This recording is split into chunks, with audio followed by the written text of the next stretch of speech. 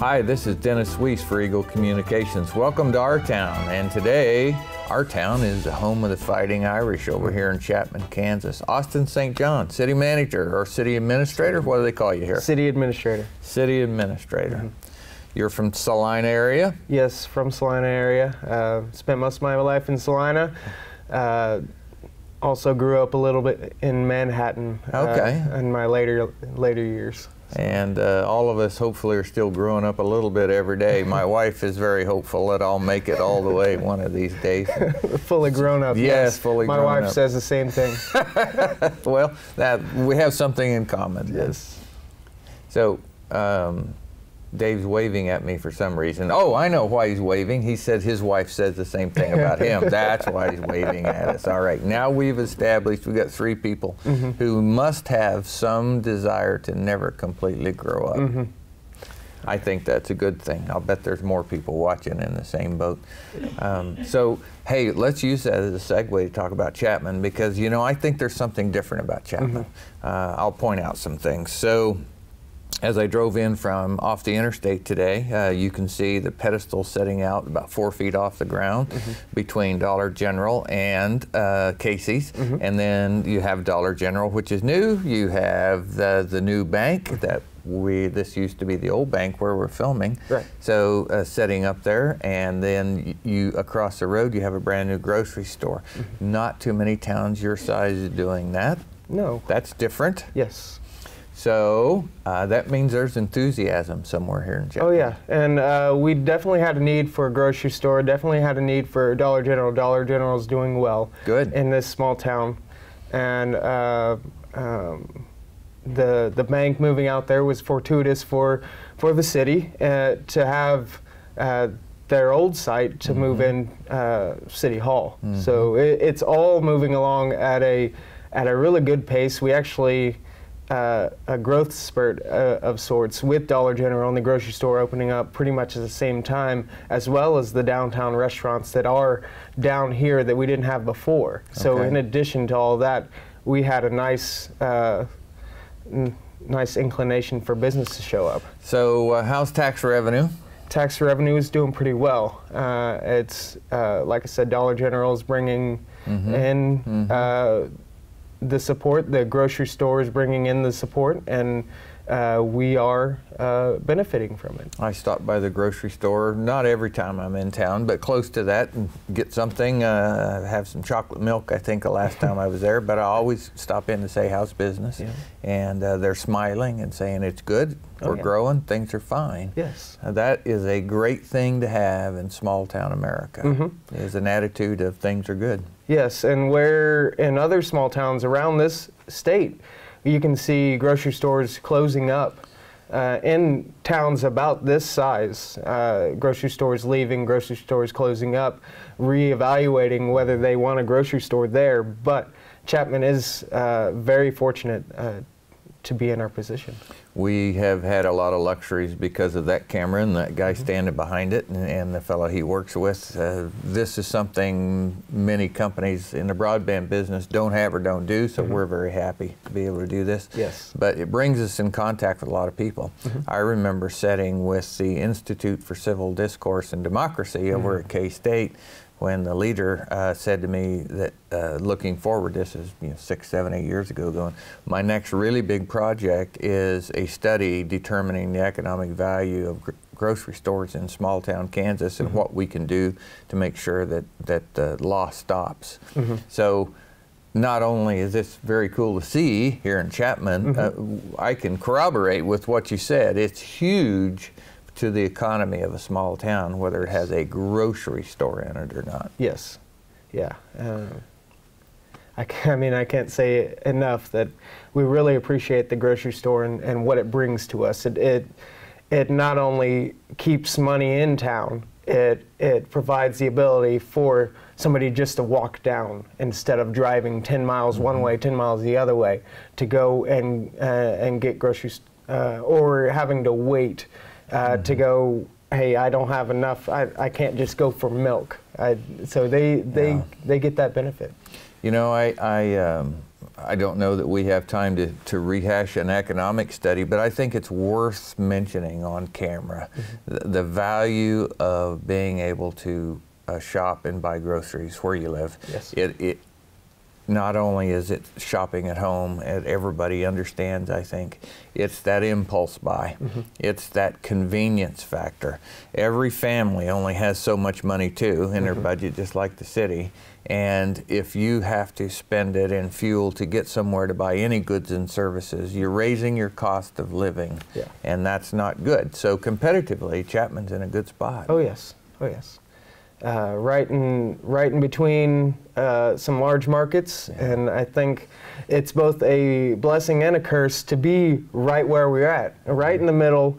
You got Abilene, you got Junction City, you got Salina, you got Manhattan, and we are smack dab in the middle. That gives us the people that want to live here, but it's also the curse that they're right there. So we are in a competing market that pulls dollars from our area. I think it's way more blessing than curse. Maybe it's not factually, but I choose to look at it that way. Maybe that's part of the never growing up thing. I don't know, but those half full glasses are a lot more fun to hold than the half empty ones. Oh yes. You know, I believe that small town Kansas and Chapman is a great example of that, is someplace people do want to live. And I think our job as Eagle Communications and you as the city administrator, as we lift our product up to people, which is our communities, they're going to say, gosh, that sounds pretty good. I might go take a look at that. Yeah. And in Chapman, we like to boast about the product that we provide, quality of life that I can't say I can find somewhere else. Parks, a great school district, award-winning school district, golf course, pool, and you don't go very many other places to have something, that combination of things, and a great housing district that you sure do. Brand new houses. Yeah, up on the hill, on the north side of town. That has been steady growth. I remember when we first bought these systems that are now part of Eagle Communications over here. I was doing tours looking at the systems themselves and looking at that housing district. One of the first trips into town, somebody said to me, you, meaning Eagle, needs to extend your services down this street. I think maybe that's Nichols Street. That rings a bell. Is that up on the Nicholson? top up there? Nicholson? Yeah. Okay. So said you need to do that. So I went back to my team and I said, we need to extend services down this street. So we went up there and did that. I also noticed that during those very early years of Eagle being here, the number of military families that were utilizing that part of town, it was really high. Yes. Yeah, we have a great military population. My numbers are out of date, but Fort Riley is one of our largest employers, and we are 10-15 minutes from the gate, so we are a great place for military to set up for a family, yeah, we're great military. It's not hard to understand their logic. 10 to 15 minutes to the gate, so that means you're 10 or 15 minutes away from the congestion that they work in there. And then you have an award-winning school district with award-winning leadership, and you have the amenities that small town America brings. You know, walk downtown, get a soda, get a pizza, that sort of thing. Very comfortable way to live for them. Oh yes, yes. I got to ask you another question about that. I want to segue into the other end of the population, and that's the retirees. We're seeing in our region of Kansas, we believe anyway, as Eagle, as I drive around and look, we believe that there are more people from places like a Manhattan looking to places like here for maybe they're trading an expensive house for a smaller house. But they're also trading for a lifestyle that's different. Yeah. We provide, here in Chapman, a small town feel that's a legitimate small town where you have your cafe you go to every morning or your golf course that you want to visit and parks and places to go that a small town would provide. but we also have that in between, where that blessing of being right in the middle of everything, the Abilene and Junction City and Manhattan, where you can go spend the day doing what you grew up knowing what to do, and then come back to that safety of that small town that you love. Another good opportunity, Austin, as we sit here and talk about Chapman. I certainly didn't have a thing to do with this fact, and you didn't have anything to do with this fact, but I think both of us may be taking advantage of it properly. And that is, Chapman is blessed with some people who have some creative ideas and the desire to follow through with them. It's Doug and Roger Thompson. You know, at the end of the month, we're shooting here early March. At the end of the month, there will be a big event in the high school where a nationally known musician's putting on a show, and it'll be terrific. There'll be 500 to 700 people in that auditorium. And what a fantastic opportunity it is for Chapman, Kansas to have that. You don't have to drive to Branson, you don't have to drive to Las Vegas, it's right here. You know, those sorts of citizens, you and I don't have anything to do with that. We put a little airtime on for it, but that we didn't create the idea. We didn't do the work. We're just giving it some publicity. That's fantastic. Yeah, and you, I hate to go back and reuse this one line, but you don't see these things in a small town. You don't see headliners coming to Chapman. That's right. At any other small town. But we have that benefit. We do have the entertainment recruiters, I guess you can call it. They bring these top acts into town, and we definitely see the benefits from that. When we sat in these meetings with Thompson Brothers, with these people, and we talked about this early on, it was apparent to us that that entertainment world is looking for outlets. Is looking for an opportunity to drive more audience, more people who know about them, and what they're willing to do that is to come here. But if you don't have those facilitators, they're not coming. I call this the power of yes. You know, Doug and Roger really exemplify the power of saying yes. Doesn't mean there's not a load of problems, but if you focus on those, you'll never get to yes. The no's come too early in a proposal. The other yeses is, you know, the school district itself. Lacey Sell has been a tremendous partner for this community to work with, to say, sure, it's a public facility. If you want to use it to help our community grow, I'm happy to work with you. You know, that is a tremendous asset for you as a community. And the school district, it provides lots of benefits with the facilities, top-notch facilities that we have, or they have to provide, that we can bring these upper-level entertainers. Okay, let's think. You tell me some things that I don't know anything about in Chapman. What's going on in the inner workings of City Hall here? What big projects? Think streets, roads, bridges, sewer, water. What's going on that I probably might not know about? Well, I mean, we have been working through a street project that's been upgrading right outside our City Hall. We just got done with the CDBG Community Development Block Grant portion of our street projects. Highly had a great amount of grant put on those so that we could completely replace 5th Street by City Hall and some a street by the trailer court and everything.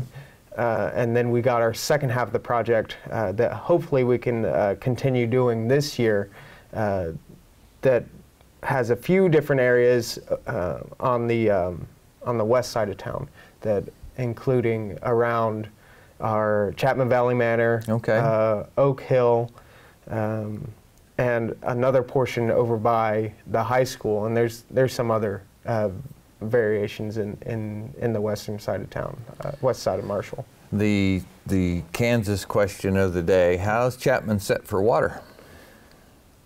What do you mean by that? Water for growth? Got enough water for people to move in? Right now, we'd plant a lawn. We can support that. We are, unlike a lot of communities out west, we don't rely on the aquifer, the main aquifer. We have a smaller portion of water that we can draw on that is not necessarily running out, but we can provide water for growth, yes. Well, it's kind of a competitive advantage, I guess, if you will, the reason I asked the question.